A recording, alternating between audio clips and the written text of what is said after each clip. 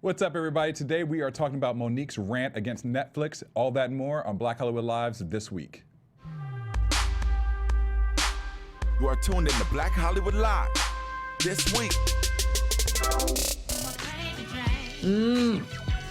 Getting a little Erykah Badu right now.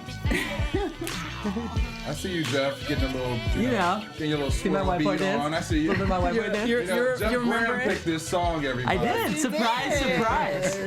Love Erykah. That's right. Right. A lover of Erykah Badu. I know. His motivational song for swim practice, guys. That's right. But y'all didn't know that. Well, welcome to Black Hollywood Lives this week, everybody. I'm your host, Derrial Christon. Joining me today is the beautiful Courtney Stewart. Yay, I get to be beautiful today. You I are love when always you say that, beautiful. Derrial. That's Thank you. You're real excited about this. So excited to be here. Also joining us today, who I've not had the pleasure of doing a show with, is true. Jeff Graham, because Jesse Jandy is out. So He's back. you're in the house. And like I said, he picked the track today. So. I did, yeah. What's up, guys? Jeff Graham here. If you find me online, you can do so at Jeffrey C. Graham. Derrial, it's funny, we've been working together for years. This is our Never first on time a show. hosting together. This is the first time. We'll see No how it goes. pressure. No pressure. Hopefully it goes okay. None at all. Well, adding to the beauty today are two very spectacularly beautiful women in here. We have Kesha Denise and also Telli Swift from Wags on E ATL. joining us. ATL Wags. Excited to have you guys. Welcome. Thank you for having us. And you are glowing. How pregnant are you? Very pregnant. I'm 38 weeks. Wow. We have 8 people in studio, or 7 people in studio today. Yes, we I do. can't count it all. Wait. 6 people in studio. Yeah, I was going to say you should Right. rethink that. Yeah. Right. Where you going, Jeff? Right. Yeah. Well, we're excited to have you guys in here talking about hot topics with us today. Oh, for sure. We're Yes. excited to be here. And we're going to get into some nitty gritty about your show too a little bit later once we go through the topics, because there's everybody's talking about this show. Yes. So, There's a lot I going can't wait on. to get into all the juicy details about it. Oh, for sure. We can't wait to tell. Like fingers crossed. All right. All right, Courtney, what you got for us today? All right, we're going to start at the top of the show with the positive, like we like to these days. We had the Oscar noms come out this week. Tiffany Haddish and Andy Serkis gave it to us on Tuesday morning. Yep. Like 5 o'clock in the morning, and we found out some very exciting things. For me, the most exciting one was that Jordan Peele got nominated for Get Out as the director, and that is like enormous and huge and fantastic, and I wasn't expecting it, so that's why I was kind of excited, super excited about that one. We have Mudbound cinematographer. Her name is Rachel Morrison. Shout out to all the women. Time's up, y'all. We got a woman cinematographer that has been nominated for an Oscar, and she did a beautiful job. If y'all haven't seen Mudbound, please get on Netflix and watch it. It is a really, really beautiful movie. So, and that was, for me, it wasn't a surprise because I thought she deserved it, but like I was surprised because women cinematographers don't often get nominated. It's true. So, She's the first one. first one. So that's awesome.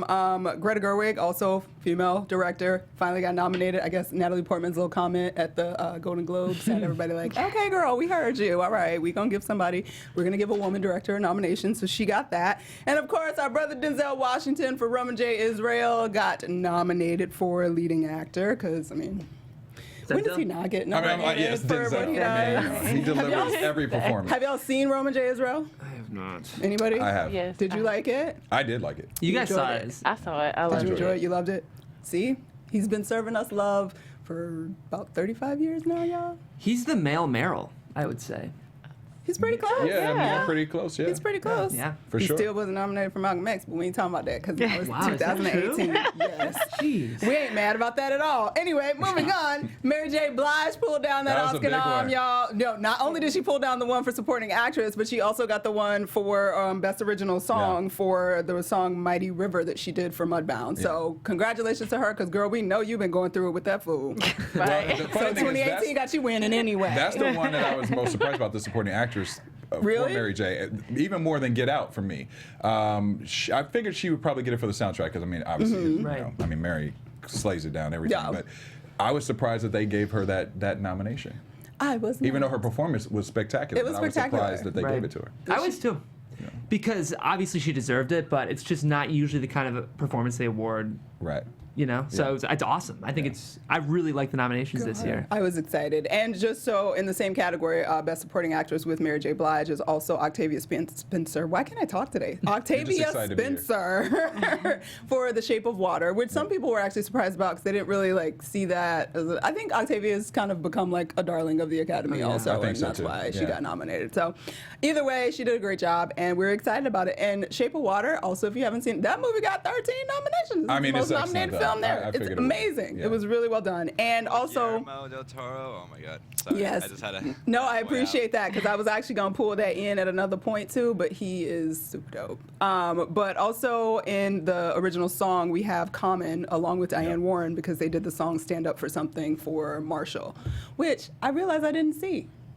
A lot of people didn't. I didn't see it. I remember Great. waiting No, it for was- it I to heard come it was out. great. Yes. But it was And- one of those movies that, first of all, the PR for it and the marketing Yeah. for it was horrible You're right. because it kind of came and went. You know, you heard about it. It was I heard that big, it was coming, you know, big and then build-up, somehow, and then- when it came, I didn't Right. realize I it or literally whatever. saw the premiere and then saw him on a View, and it was done.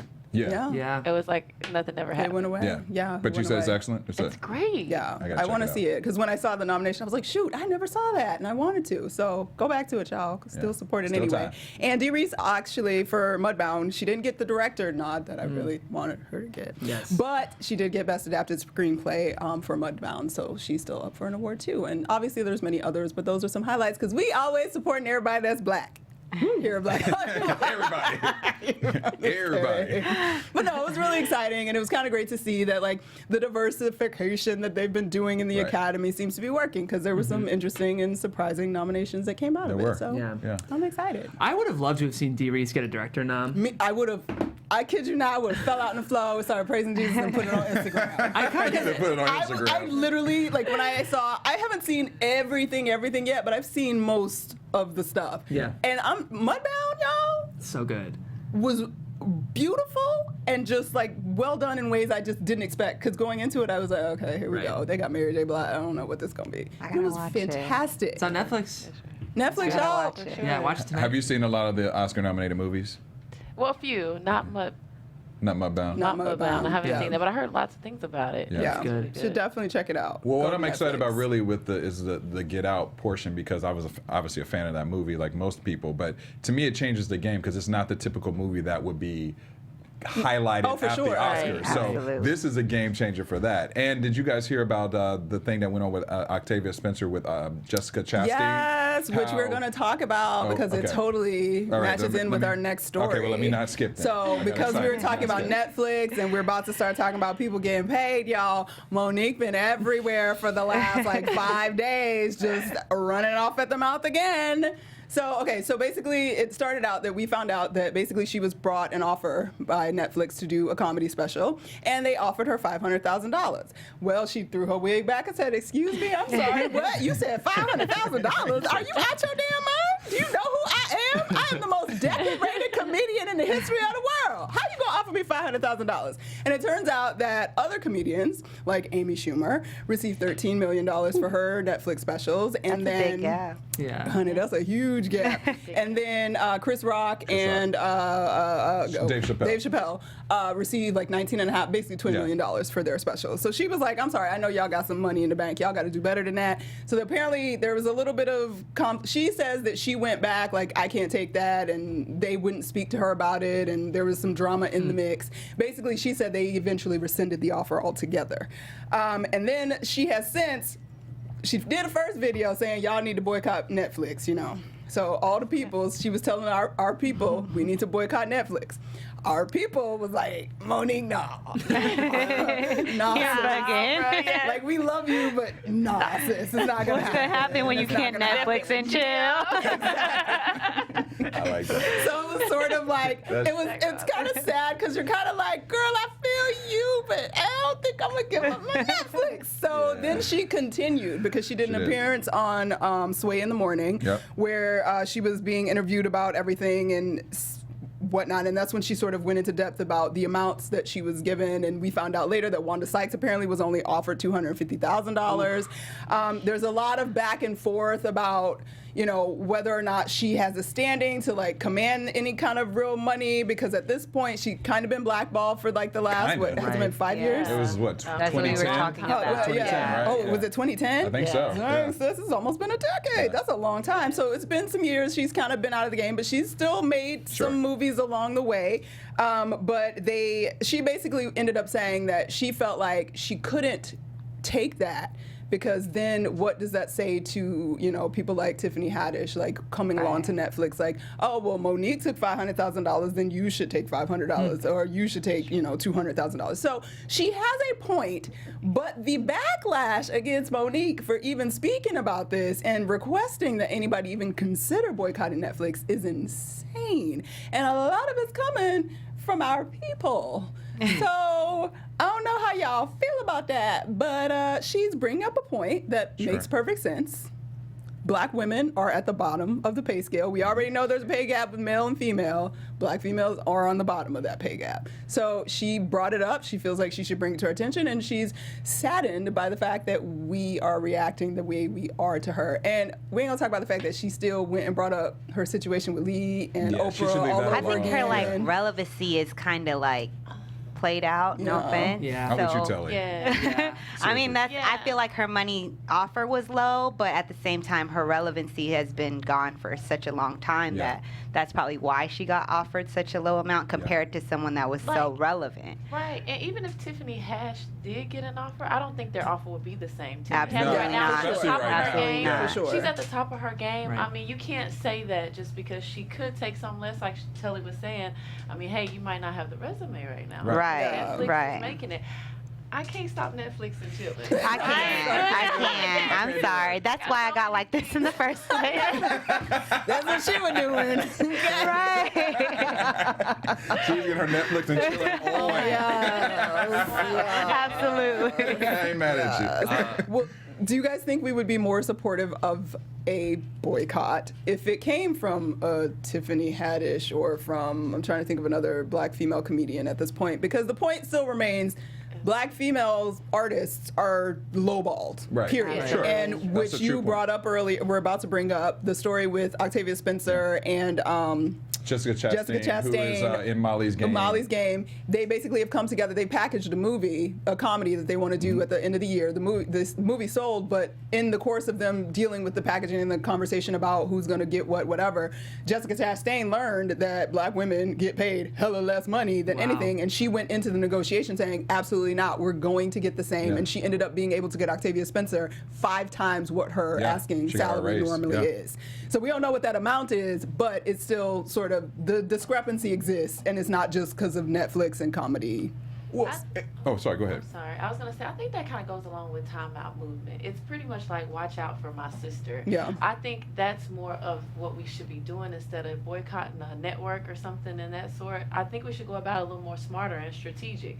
Like, we're just watching out for each other. Let's stand together. And if we walk into any project standing together and demanding equally together, then maybe we can break some seals or break some glass here. Yeah. Do you think in this particular situation, like somebody like a Dave Chappelle or a Chris Rock should say something back to Netflix like, hey, you guys gave us this amount of money. Absolutely. Give Monique this amount of money. Absolutely. As a black man, to stand behind, again, it strengthens numbers. Yeah. So Absolutely. if they did have someone to stand behind them, but do it smart. Yeah. And I actually love Monique. I think she's hilarious. I just think it's been such a long gap for her. Yeah. So at the same time, you got to put that into consideration. You do. And I think people are also having a problem with the way that she's comparing herself to certain projects as well, because she has said, you know, hey, I did, you know, Amy Schumer did Snatch and it made $45 million, and I did Almost Christmas and it made $42 million. She's like, you know, why am I getting a less amount, when she said that movie only was it only had a $17 million budget, but it grossed $42 million. But then now there are reports saying that actually the deal was done before Snatch came out. It was done based on her Trainwreck movie which made like $141 million based off of a $35 million budget. So it was like a $70 million profit. Yeah, so you can't really compare that. Almost Christmas is a star. It's not like Monique. It's an ensemble. The main. She's a key member of a cast member, but that had several people that also were going to draw to that. Right. Yeah, She's like, I was an extra in the Star Wars movie. Yeah, I mean, that's where the argument gets a little gray. You know, that's where Oh my gosh. What you got, Anthony? I would just like to comment on this real quick and then also ask a question at the end. The way I'm thinking it, like, either this is very genius or this is very, like, I don't know, not so smart on her game. Because, like, in a sense, it's like, you know, you're not really relevant right now, so doing this Netflix special, although they are lowballing you, will get your relevance up. But at the same time, causing this kind of scandalous thing going on, that also ups her relevance, but is also at the same time kind of shooting herself in the foot, because it's like don't bite the hand that feeds you in a sense. Yeah. And also, don't you guys see a little bit of correlation of this and also what happened with Tyrese as how she's going about it? Because I think it'd be a smarter way to, like, in a sense, how you guys brought up, hit up Dave Chappelle, and also I think she should have did that privately. Yeah. And that would have helped her. Yeah, but she's burned. That's a problem. She's burned all her bridges. Right. Yeah, Right. I don't even know if there's a black celebrity / entertainer that would have pull with Netflix that would be willing to sort of do that for her, because she is. Say what you want about Lee Daniels and that Oprah situation and all of that, like, and you are allowed to come from where you're coming from and feel like you were slighted and all of that and speak up for yourself. But you can speak up for yourself without trying to destroy and bash the other people involved in the situation. So, and knowing that going forward, I wouldn't want to ally with her, because you don't know when she's going to turn on you. Exactly. You know, and we all got kids to feed. We got checks. We got to get some checks. We got to get them checks. To be Get them made. checks.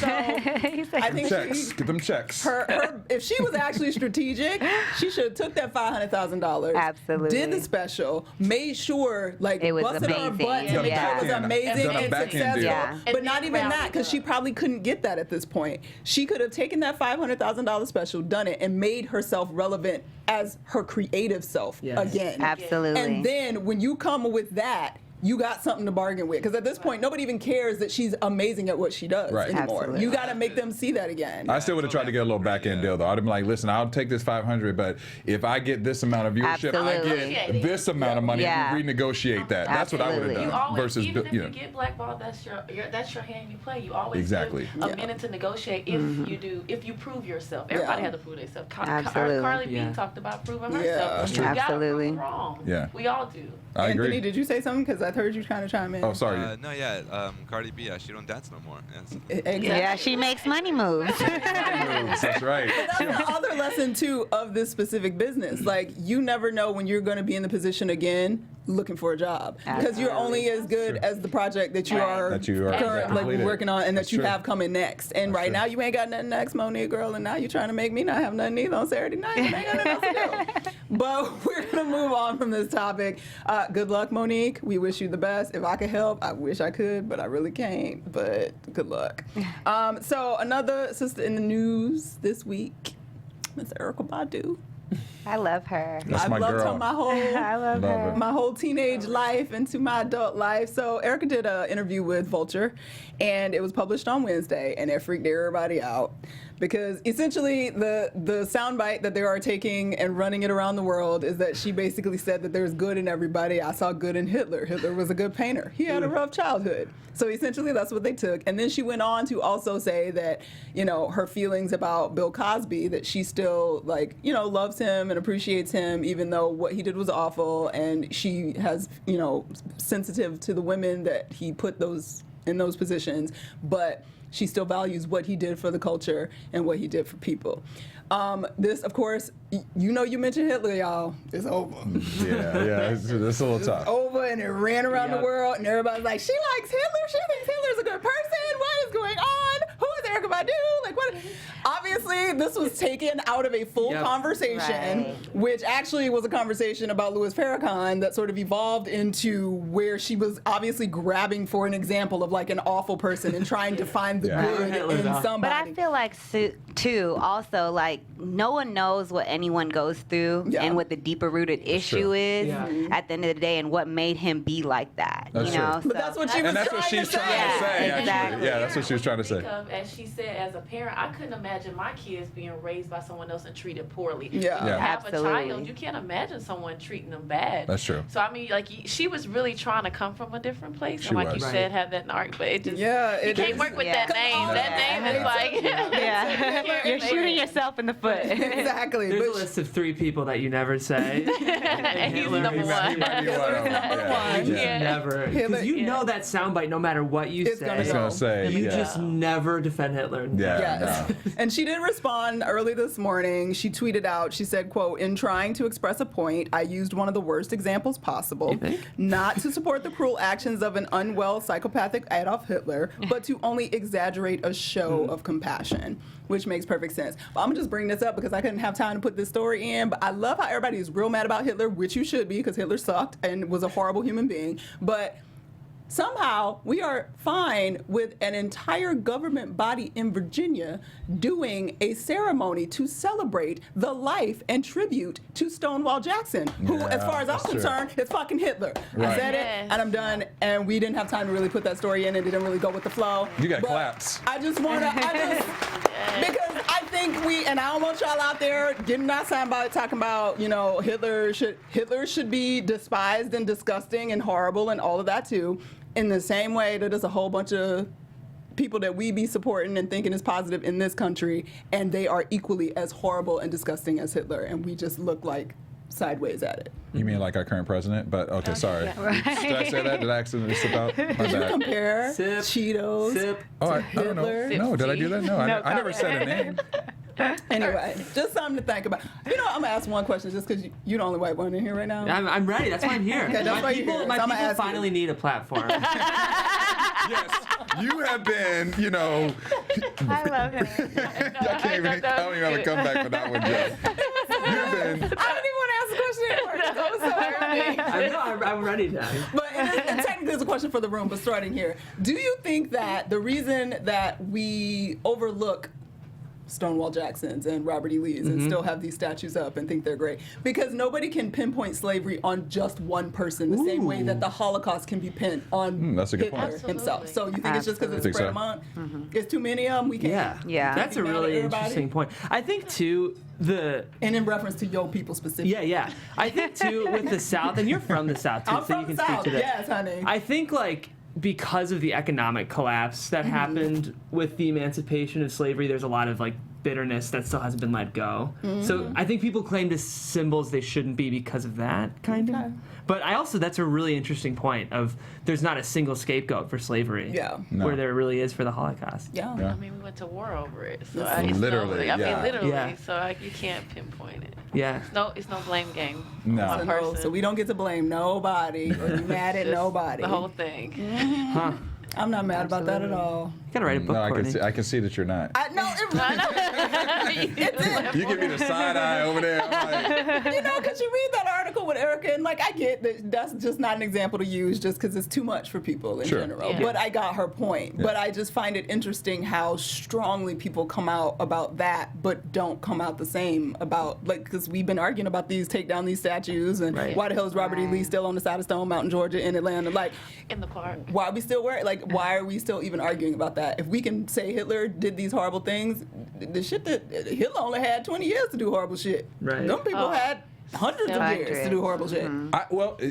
My opinion with this is that things have been slowly changing culturally, just overall. So those things that we've been arguing about for years or haven't been acknowledged, now people are paying more attention to it now because we as black people are a little bit more in the come up, And we have a bigger voice. And Yeah. And they're having paying those more conversations. attention to things that we're saying. So it's becoming a little bit more relevant and important. Unfortunately, it's taken all this time for it to get to this place, but baby steps, we're here, we're getting there. We're still not there, but we're getting there. So I think that that's really what it is. I think that majority of, I don't want to talk for white folks, but I think that they never really cared about these topics before because they didn't have to. Yeah. And now they kind of have to. And it used to be kitchen table talk. Now it's Right. universal Now talk. it's universal It's talk. platform talk. It's platform so talk. That's For why sure. we're Yeah. having that discussion. Well, when you think about it, civil rights really is only 50 years old. Hell yeah, it's not brand that new. old. That's brand why new. when people be like, y'all need to move on, and we've been moving on for hundreds of years. Right. We look the other way all the damn time. All the time.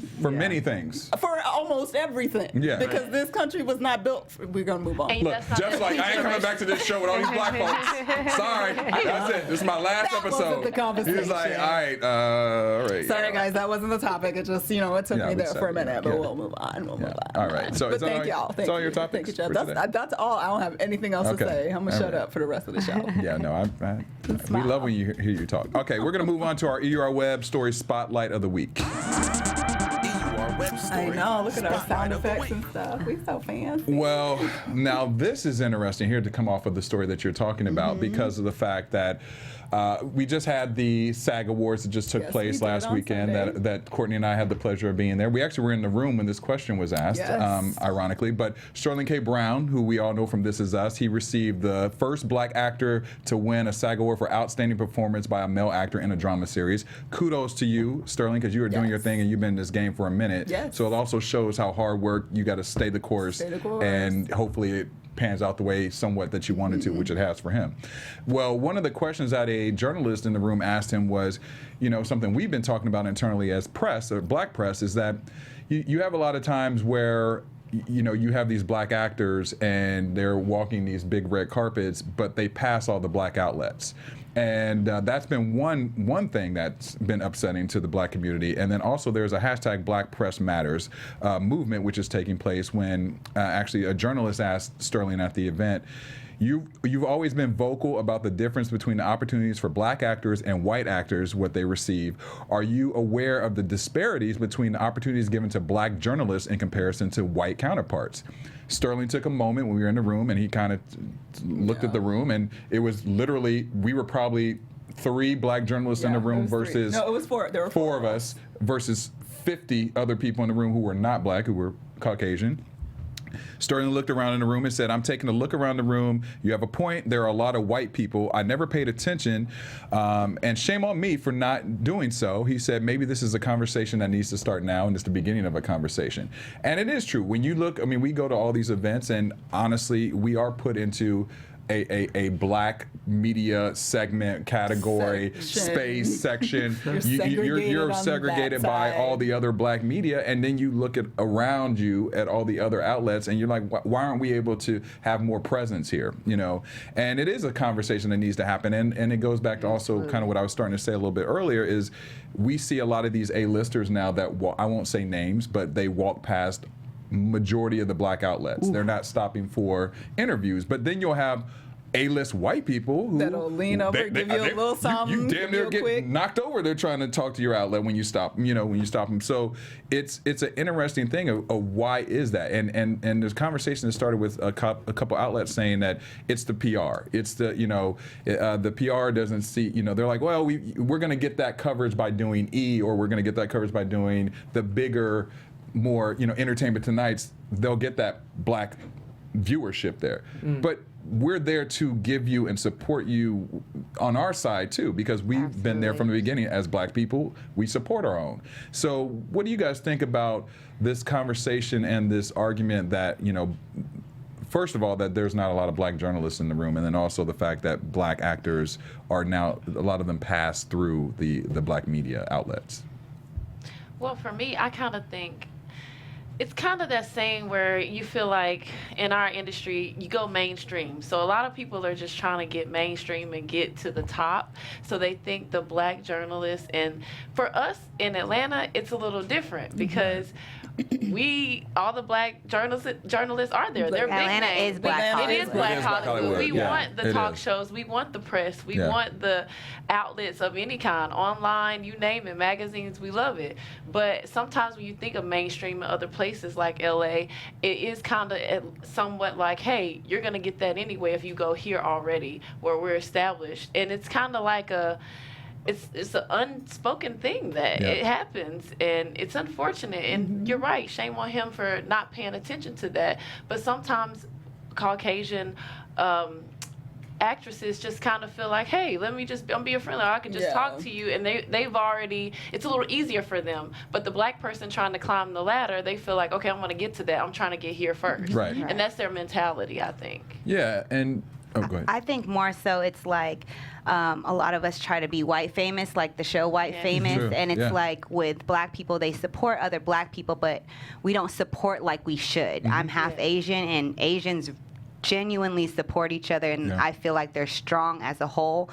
If black people supported each other the way Asians or other races supported each other, then I feel like we would be at a bigger platform and at a bigger stage of where we are right now as a race. Absolutely. Yeah.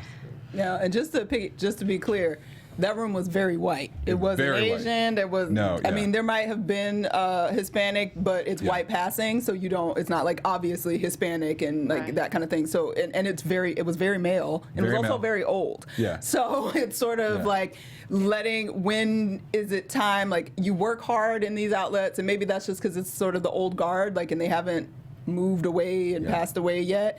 But it's kind of like the Oscars. It's the shift. You know? Yeah, so like it's like, because you don't want to be like, yo, you worked hard and you've been working all these years, and suddenly just because somebody's young, they should be like brought up in the fold. So because we don't want to become ageist, because the society is also very ageist. So I get it, but at the same time, like old white men doing all the press all the time is kind of boring. It's a problem, and it's boring. And I think that's going to change as other, you know, we obviously are at a place now. There's Black Hollywood Live, but there's also Blavity. There's so many different other outlets now that are starting to come up, and I think that's also going to position itself to be more in the mainstream of media as well. Well, I think that also is sort of the problem with this, because the cycle of things like Blavity and BHL, like continuing to grow and become the E's and become those things, don't happen because we're being slighted. Well, that's true. Right. Yeah, And you know, you can't deny what the people like. Absolutely. Right. That's one thing. That's true. Numbers don't lie. As much as you try to shun it, but now this day and age, we got social media, so people can get to what they like. Yeah. And you can't Absolutely. stop it. Yeah. It doesn't matter. So that's why we're breaking seals on a lot of things, because it's not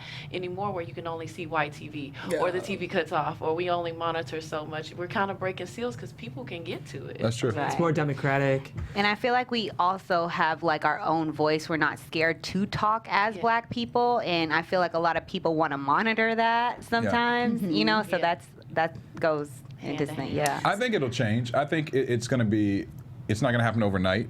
But I think it'll change, just like we've seen a slight change with the Oscar nominations over the last few years after, you know, the whole conspiracy theory of Oscars so white a couple years ago. So. Do you think Black actors are skipping over Black outlets because they don't want to be categorized? Yes, I do. Absolutely. Absolutely. They don't want to be in a box. And it's weird because when I say this, I want to be sensitive to it. I get it to an extent, in the sense of you want to take it to the next level. You don't want to be put into a just one box. I hate when people put me as the Black Hollywood Live guy. You know, I have more to me too than that. But on the flip side of that, we are very supportive of one another, and we are the reason that we get to the next level anyway. So don't forget that. Yeah, you know? exactly. So even if I'm not saying come over and give me a 20-minute interview on the red carpet, give me one question. Right. You know, just come by and just answer that one question and support your Black outlet and keep it moving. Go to E and Entertainment Tonight and everywhere else as well, but come support us. You know, and that's where it gets frustrating for me. I'm actually curious, because you brought up a good point talking about sort of the democratization of sort of social media and how that has sort of shifted things. Do we think it's because that would then make you think that as a Black actor, I'm going to talk to my people and help them grow. I'm going to talk to E and help them grow, because I know it doesn't matter. People are going to get their information from all of these places, and I can't be put into a box because it's everywhere and everybody's looking at all of this. And we all sort of know that now. So do you think it's just they forget because they on the carpet? Do you think it's not, they're not as aware, or we still subscribe to this idea that the whiteness is valid, is more valid, more of a validation. It's more validation than if I get an interview and on. you're still stuck in that, especially because you got to remember, like you said, these are some actors that's been in the game a long time trying to climb this ladder.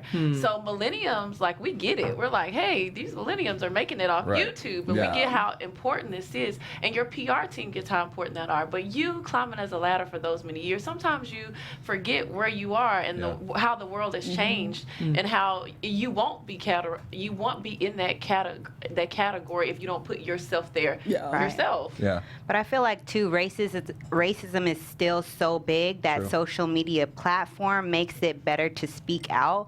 Because I had a situation not too long ago in the Beverly Center at Dolce & Gabbana, pregnant. Like What 8.5 months pregnant. They accused me of stealing a purse. So they thought, I guess I put it in my stomach because I just had a little purse. And I had that purse actually. And they thought I stole a purse. So we had like 6 bags of shoes. So my brother put the shoes down. And he was like, check the bags. You know, he was really mad. So they didn't want to check the bags. So they went back, watched the videos, and said that we couldn't go back there to watch the videos for them. So we were literally in front of the store waiting. Oh my God. Yeah, being detained pretty much with 2 mall security outside. It's on my social media.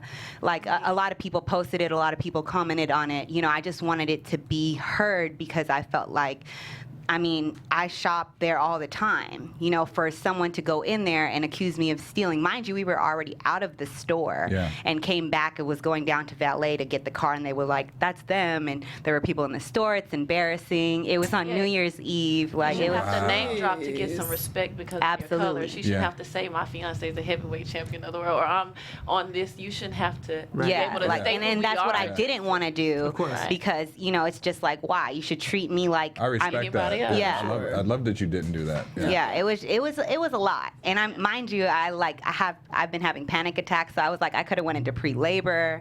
I went off. I completely went off on them, and I'm usually like a quiet type of person, and I completely went off. And how did they respond to you? What did they say? They didn't apologize. Wow. Yeah, they still have not apologized, so I'm taking matters in my own hands. So I hope it's on the show next year. Right. Put them on blast. You shouldn't have done that. It was bad. See, that's what that frustrates me. You know, we still dealing with that. Still real. And the crazy thing about it was they told me that I fit the profile. So I was asking what the profile was. So I'm thinking they're going to say it's a pregnant woman, but they said it was an African American woman with sandals on.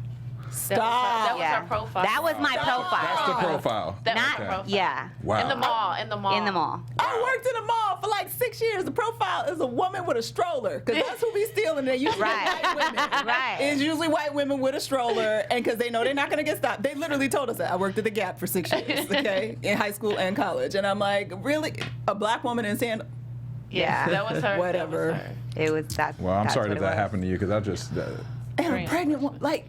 Yeah, mind you, clearly pregnant. Clearly pregnant. Like I would be scared to say anything just because I didn't want to stress you out. Right. It's a purse. Right. Just the fact that they didn't even issue an apology. That's what really just irritates me even more. Apology. And then they told me like congratulations because when I finally said like this is what you guys are doing. This is embarrassing. People are coming in and out. They had everyone on me. So as people were coming in and out, they're laughing like, we look crazy. We didn't get taken to the back. Yeah, it was in front of everyone. Yeah. Gosh. So they didn't even get you a chair, sit you down. Nothing. No water, nothing. Wow. Damn. How embarrassing is that? Rude. Beverly Hills, baby. Beverly Hills. Don't go to that store. Yeah. Ban that store. Yeah. They don't support us. We don't support them. Right. You know what I'm saying? Absolutely. I hate the Beverly Center. Just like don't go to the mall.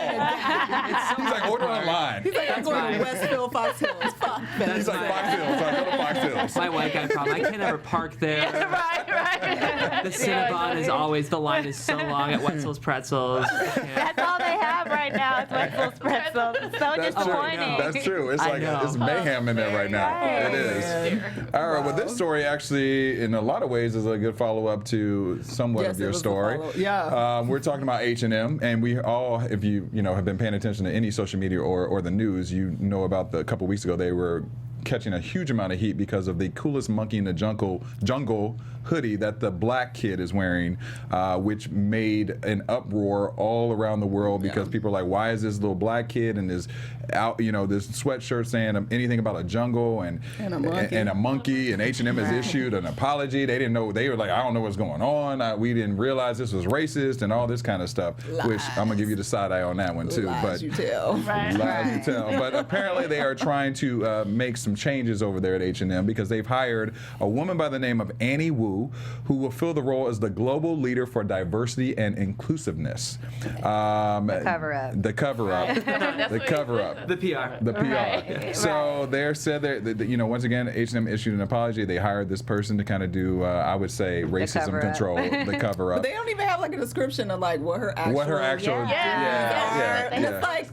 you're a multi-billion-dollar brand at this point. You ain't have a multicultural cultural person already. They didn't have where the time to issue is. think of the cover up that good. Right. Exactly. That was the problem. She's our diversity person. And they got real nervous when the South Africans, you know, they started They was burning vandalizing down and, stores. and burning down stores. So that's when they hired that leader diversity. Don't support the negative violence and the burning down I don't of the support buildings, that. But sometimes you know shit get gets angry. real. It just Get angry. gets real. They were trying to prove a point. For sure. And no offense, but white folks get a little scared when black people get a little aggravated and start throwing chairs. That's why they don't give us stuff like that. They're like, oh no, they upset. Do not upset them. That just made me have a question. Again, Jeff, being the white guy. Sorry, in the room. Jeff. You're the white guy in the room. I'm happy to speak on behalf of the community. As he said, the white folks be getting a little nervous when the black folks get angry and really start doing stuff, right? Especially the black women. Why? They get real nervous with the black women. But like, y'all, no offense, but like, y'all just have a St. Patty's Day parade and start like burning up cars and jumping on shit. Why are y'all fine with that, but you mad and scared when the black folks get angry? And we got something to be mad about. Right. They just drunk. Yes, Right. First of all, let me say, that's the Irish. Justify that group of people real quick. I am an Ohio Midwestern. Both of us are. All I do is quietly repress everything that I think. You know. I know, that's the So Ohio it's way. different. Yep. I can't speak on behalf of the Irish. I won't do it. You'll have to ask Bree, one of our other producers. Hilarious.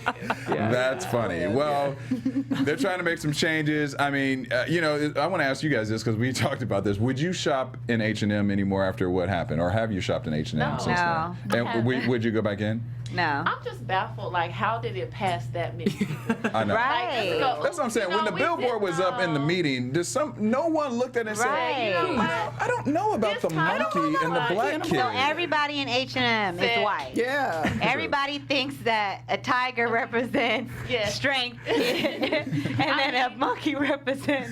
Because you have to think of the panel, right? Yeah. It's a Right. visual of the panel, and they put it Yep. up there, and everybody had to say good It job. was not Right. one person. You know, like everybody You're so right. everybody had to go. You know what? This is it. This You know, like Yeah. how did it get there? I just don't believe that it wasn't something intentional. Oh, I agree. I don't believe that it wasn't there. I don't think it wasn't intentional. Not even in if it was 2018. to put it up and take it down. Right. It was Yeah. something behind They wanted it. someone wanted to catch a reaction. Someone did. I feel like it was a publicity stunt Yes. Yeah. to get For more sure. people to buy. I mean, they had a crazy sale after it.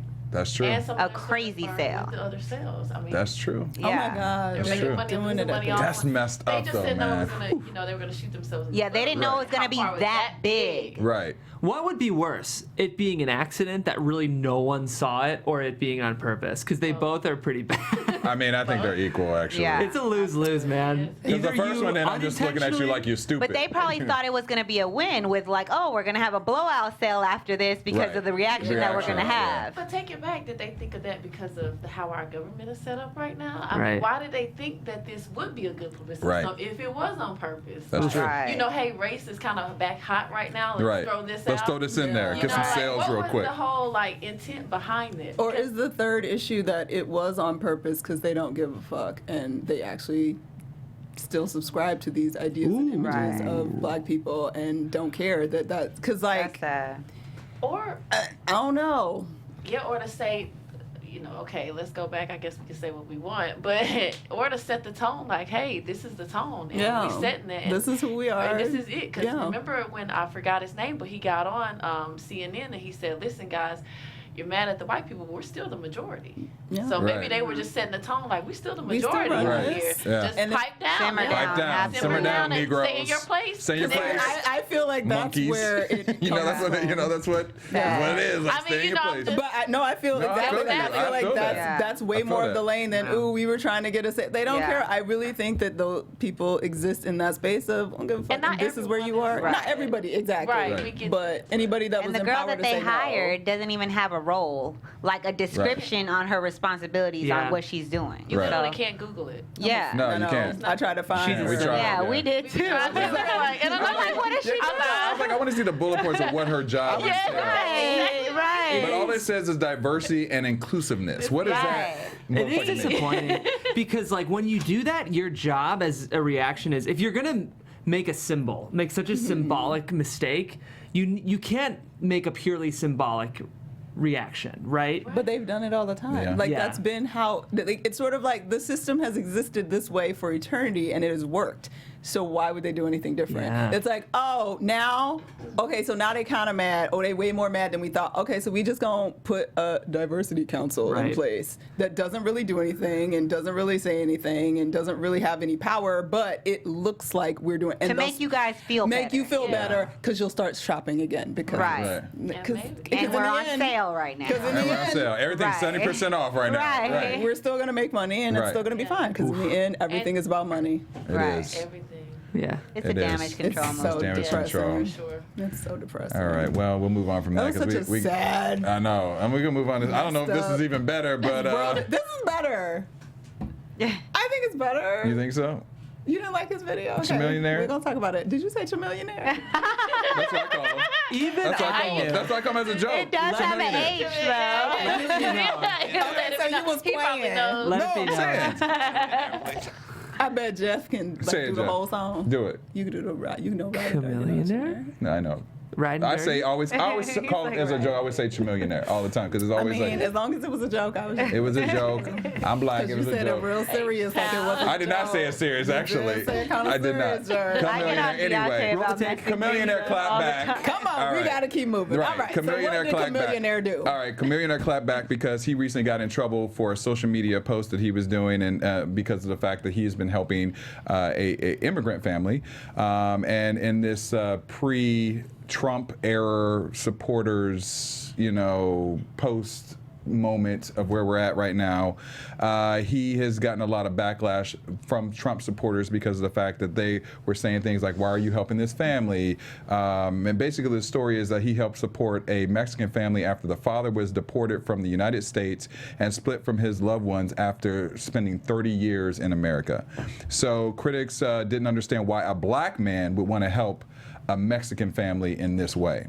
And a lot of black people had and a problem. we're still all minorities. And a lot of black people. It was a lot of black people. It was a lot of black people as well talking about it as well.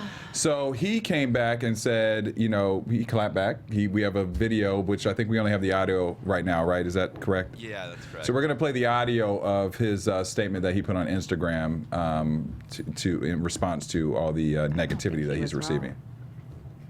Everybody, I just want to give y'all an update because apparently there are a lot of people that have an opinion about me trying to reach out to the family of Jorge Garcia after he was split from his family and deported after 30 years of being in the United States. Now, I was just trying to reach out to the family, but unfortunately, a journalist that I reached out to took the email that I sent to him that I was trying to keep private and made it public. And for those of you familiar with me, you know I'm the last person to chase publicity or attention. So I would like to say thank you to the wonderful people on social media that did more than just criticize. The people that helped me get in touch with Jorge Garcia's wife, Cindy Garcia. We had a dope conversation. I believe that she has and will continue to be an amazing advocate for immigrant rights. My parents are immigrants, so I feel some type of way. If you're like me and feel like our immigrants have been unfairly treated, you can help by going to GoFundMe.com and searching for Jorge Garcia. That's Jorge. Donate. And they're not just fighting for their family, they've been fighting for immigrants for a while. What's up, everybody? Bam. All right. Cool. So that was his clapback, and I loved it. I loved it. I mean, How classy. he killed it. You know what I'm saying? And I have mad respect for him for that. He didn't. I feel like we're all minorities at the end of the day, Yeah. so we should help each other. Exactly. And places like Texas, and I lived in Houston for 6 years. Places like Texas, California, it's a big melting pot, and you kind of all look out for one another. And this guy is, America's heart goes out for him. Him and his family, went through a tough situation, and they have really still reached back in this tough time to help other people. Why are we hating and on my him? whole thing is you help who you want to help. At the end of the day, if he has a connection with that family, then why not? Yes. His ties can go to whoever. Whatever he wants to do. Right. Let him put his 10% wherever he wants to. And he also said that his attachment to Hispanic people also helped his career. It helped his career. Yeah, Yep. So it's like a personal thing for him too. Absolutely. I just didn't understand why so many black people were upset by it because they were like, "Why don't you help somebody You black?" know why? There's a little history of black versus Mexican and sure. hostile Okay, sure. sort of some kind of way keeping black, because it's like Mexican, I think it's rooted in sort of anything else, like everybody's class-wise, like, well, if we better than black people, then, you know, we're something above something. So it sort of came same way like poor white people in the South was trying to be above slaves when they was all working slaves and freaking sharecroppers once the war was over. So it's just everybody's trying to like find and there's some rooted, you know, especially gang-wise and stuff like that, like things like that happen. But I thought this was amazing because that Jorge story had me all kinds of pissed off last week. I know it did. And I was just like, but it also, I think it makes people see, because I think people need to see what is happening to understand what's happening. Because like where I grew up, I didn't really know no Mexicans. I didn't really know. And it's big in Texas. And it's huge in Texas. In Cali. And that's the thing. Living out here showed me a whole nother view of what the deal was. And of course, like now in Atlanta, there's lots of Mexicans and Hispanic people and things, but that wasn't the case when I was growing up. So I can understand where some people are in that, like, well, they subscribe to what news and shit is telling us. Like, they taking our resources, they getting Social Security, they getting welfare. You can't get welfare if you ain't got a Social Security number, y'all. Like, these people are working hard people. Some of them have been here and now are adults that don't qualify for DACA because they're 40 or they're 41. And they have families and they've been here their whole lives and they're possibly about to be sent back to a country that they know nothing of. So it's sort of like you just don't know anyone's struggle. You don't know anybody's struggle, and the assumption that these people are just here and they just robbing us and like it's bullshit. And it's a narrative that was brought up by some people that are benefiting from sending these people back. I mean, that's true. That's true. And that ain't what America was ever. Okay, because y'all came over on Ellis Island and came with all kind of stuff, and people accepted you and loved you, and the fact that you want to do the opposite is just distressing at this point in time. Sorry, and you dropped the mic. Look, you dropped the mic. I can't. I'm sorry, guys. It just hurts my soul. Like, Chameleonaire is a well-spoken dude. He's a very He's intelligent. He's very. Although you kind of can't say that, Jeff. Wait. You can't say that. You're not allowed to say that. You can't say, oh my God, you're so articulate. I'm going to let that one go. The biggest insult from a white person. It's the biggest insult. Oh my God, Courtney, you are so well spoken. It's more just rappers in general. It's nice to see anyone in the hip hop community, black or white. I'm thinking of people like my parents who, no matter what color, any rapper, they would just discount right away. Like 2 Chainz. Like 2 Chainz. Absolutely. Even like Eminem, like really well spoken dude, but I think a lot of people would just assume not. I like you threw that Eminem in there. You was like, let me get my credit real quick.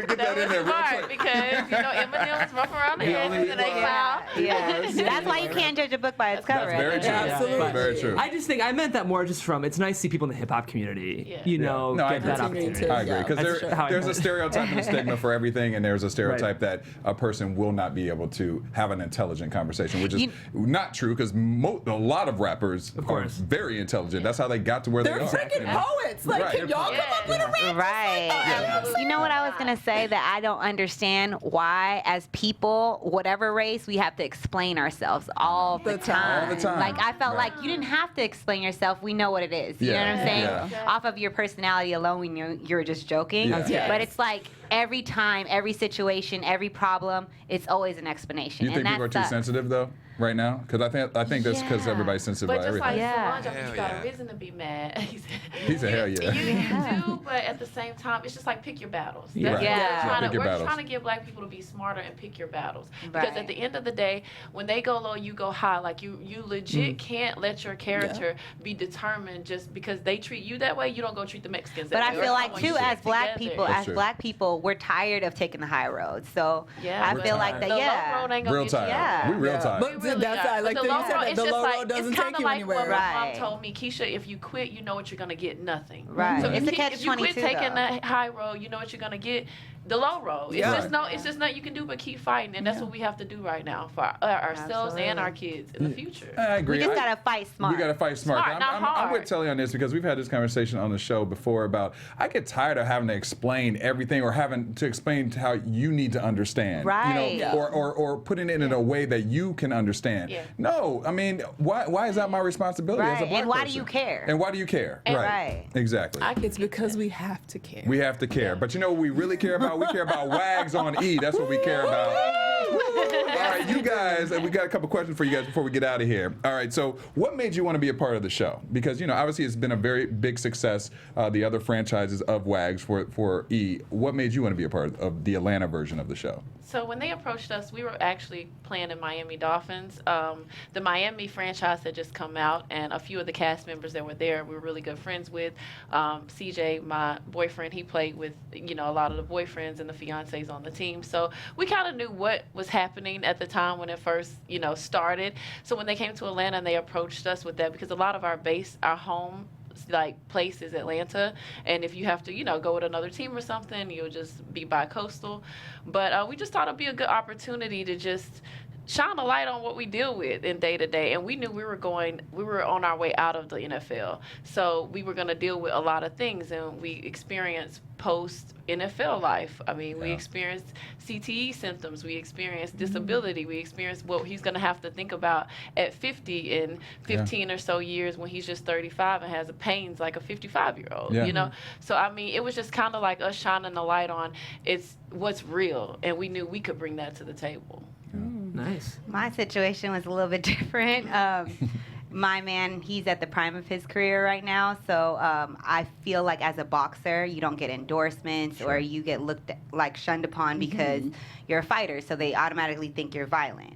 And I felt like him doing this would be a different platform for him to, he's a goofy, funny guy, and I was more so in his shadow. So I was like, I want to have a platform for myself as well, put my business out there, put my website out there, and just do something for me outside of our relationship being his girlfriend and just being known as his girlfriend. So that's why I don't like to throw his name out there all the time, because it's just like I'm already known as that, So it was more so that for me. What have you learned about yourself since you've been on the show that you didn't know about before? For me, that I can speak up. I usually am timid when it comes to certain things, but I've learned that I'm stronger as a woman, that I have to face my battles. Obviously I'm pregnant, so my situation, he has 3 baby mamas and 4 kids, so I was like, I refuse to be another baby mama, and we've been playing house for 3 years, so I'm like, what are we gonna do? Where are we going from here?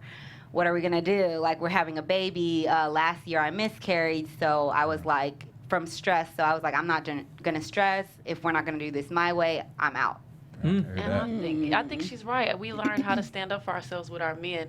And for me, I'm a firecracker, so I had to learn how to choose my battles, I'm like, time's up, what we doing? This ain't it. So I'm just causing all kinds of riff a little bit, and pushing the envelope. But I just really got comfortable with standing up for myself and saying, hey, you know what, if this is not going to be it, let me try something else, and let's just see what a woman can do. And we're a lot alike, but we're a lot different too. The way she handles her situations is a little bit different than the way I handle my situations.